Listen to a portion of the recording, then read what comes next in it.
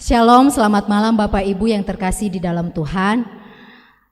Bersyukur kalau pada malam hari ini kita boleh bergabung di persekutuan doa Rabu online pada malam hari ini. Mari Bapak Ibu, mari kita siapkan hati kita untuk memuji dan menyembah Dia. Mari kita angkat pujian lebih dalam lagi.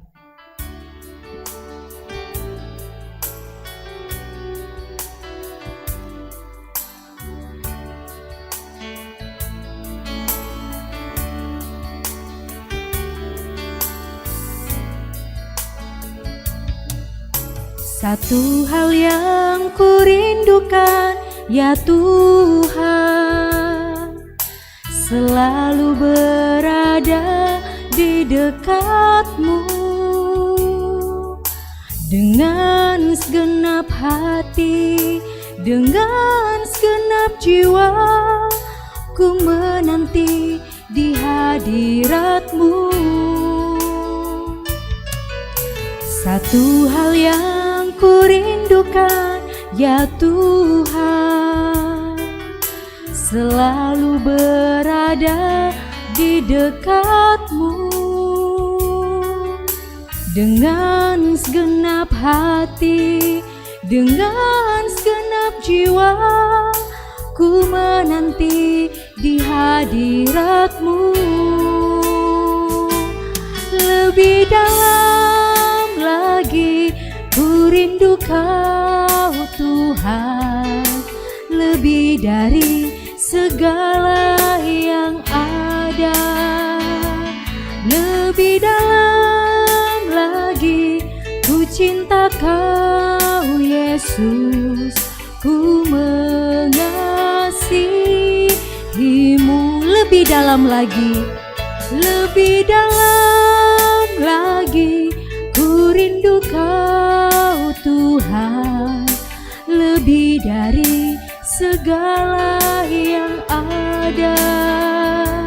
Lebih dalam lagi ku cinta Kau Yesus, ku mengasihimu. Mari kita satu dalam doa. Tuhan Allah Bapa di surga, terima kasih untuk malam hari ini ya Tuhan. Saat ini kami akan memulai persekutuan doa Rabu kami. Kiranya Engkau memimpin dan sertai ya Tuhan. Inilah doa kami di dalam nama Tuhan Yesus. Kami berdoa dan mengucap syukur. Amin. Sebelum kita mendengarkan firman Tuhan, mari kita angkat pujian Ku Tetap Cinta Yesus Selamanya.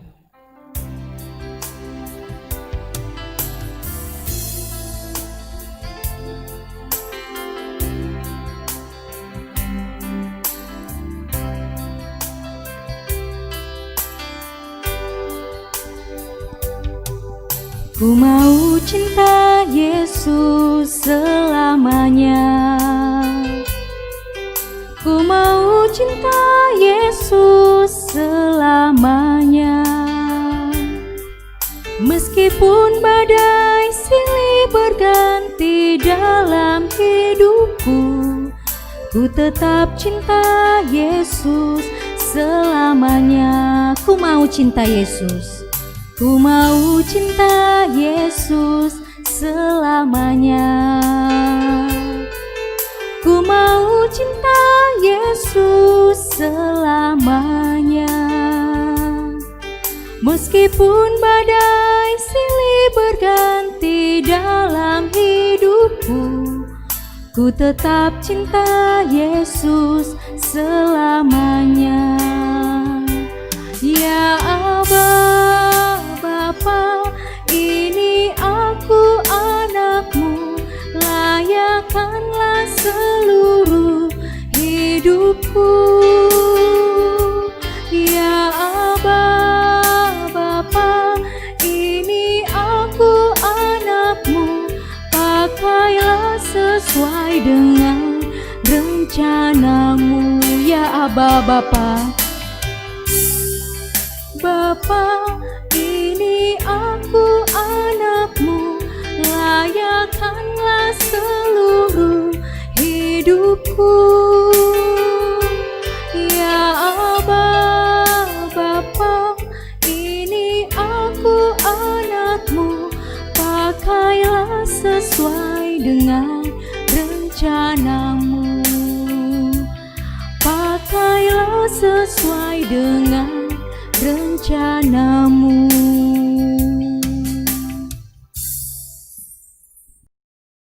Mari kita berdoa. Benar ya Tuhan, kami sebagai anak-anak-Mu, kami mau mencintai Engkau, mau mengasihi Engkau. Karena kami tahu ya Tuhan, bahwa orang-orang yang mengasihi Engkau adalah yang melakukan firman-Mu.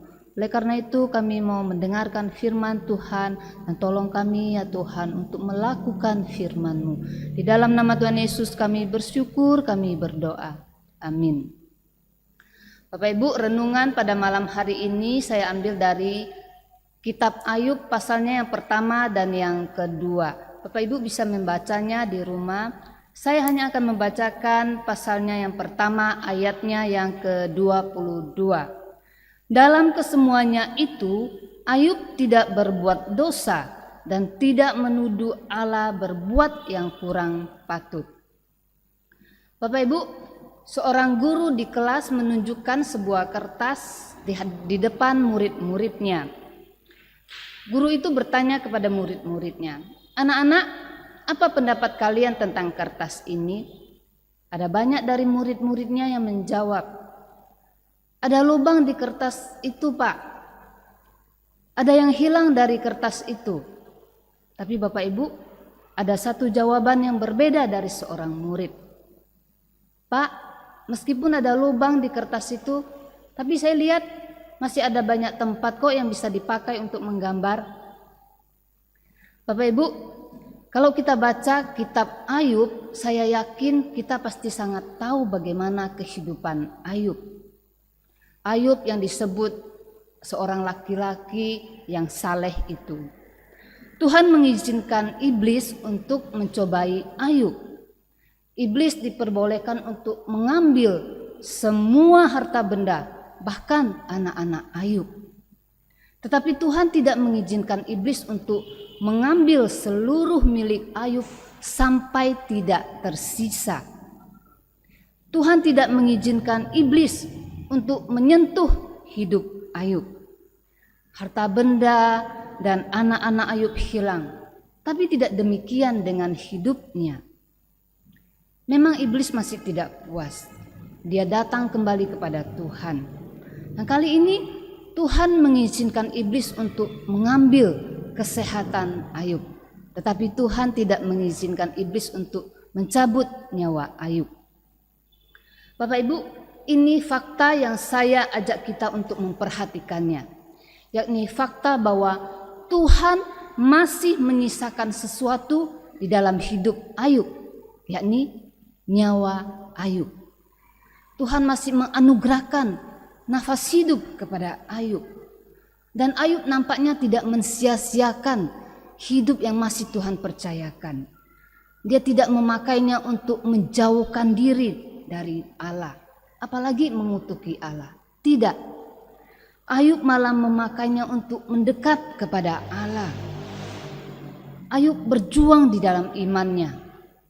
Ayub meminta penjelasan pada Allah. Dan sampai pada akhirnya Ayub mengalami Allah. Dia dimampukan untuk memahami dan merespon semua kehilangannya itu dengan sikap yang benar. Bapak Ibu, kehilangan adalah bagian yang tidak terelakkan di dalam hidup ini. Ada banyak hal yang akan hilang selama kita hidup di dunia ini. Namun Bapak Ibu, pada saat hal itu terjadi, kita dapat belajar dari Ayub.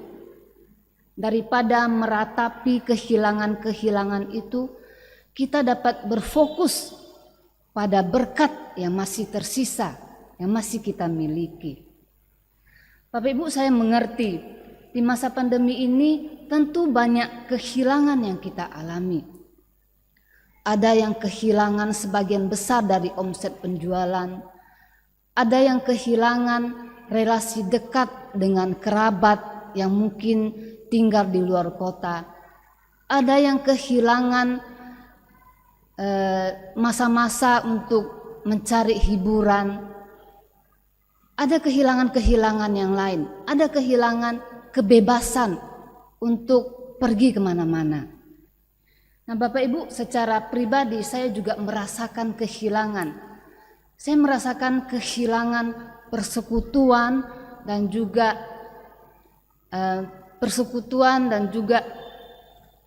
merasa kehilangan keramaian aktivitas di gereja.